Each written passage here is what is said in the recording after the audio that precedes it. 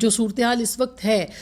پاکستان کے اندر بھی اور انڈیا کو بھی اپنے جو بھی اس کے اہداف اس نے مقرر کرنے ہیں، ظاہر ہے کہ اس نے بہت سوچ سمجھ کے مقرر کرنے ہیں کہ پاکستان کو کہاں ہٹ کرنا ہے۔ اس کا دباؤ پاکستان کی مشرقی سرحد پہ بھی ہے اور اس کا دباؤ جو ہے وہ LOC کے اوپر بھی ہے۔ یہ بھی یاد رہے کہ ہندوستان بار بار جو ہے وہ یہ اعلانات کرتا رہا ہے کہ وہ پاکستان کے آزاد کشمیر پر حملہ کرے گا۔ امیت شاہ جو ہے وہ بھی ایک عرصے سے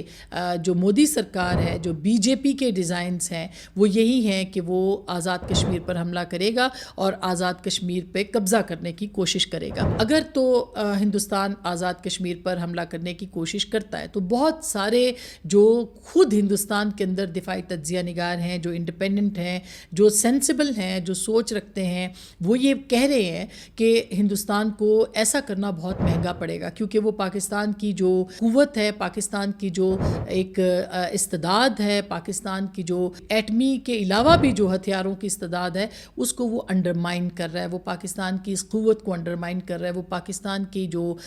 پلاننگ ہے، پاکستان کی جو ڈیزائننگ ہے، پاکستان کو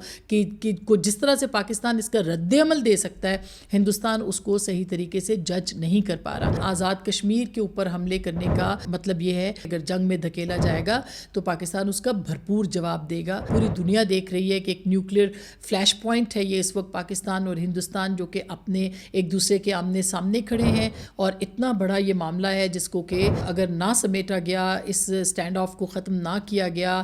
مذاکرات کی ٹیبل پہ دونوں کو نہ بٹھایا گیا، تو یہ جو خطہ ہے یہ جنگ کی اس میں جائے گا، اور یہ جنگ صرف یہاں تک محدود نہیں رہے گی بلکہ چین پاکستان کے ساتھ کھڑا ہے تو ایک سپر پاور جو ہے اس کی انوالومنٹ یہاں پہ ہوگی۔ اسی طرح سے ہندوستان جو ہے اس کو بھی کہیں نہ کہیں سے کچھ نہ کچھ سپورٹ تو ظاہر ہے کہ مل ہی سکتی ہے۔ دو نیوکلیئر پاورز کا ایک دوسرے کے سامنے آنا جو ہے اہم ہے پوری دنیا کے لیے۔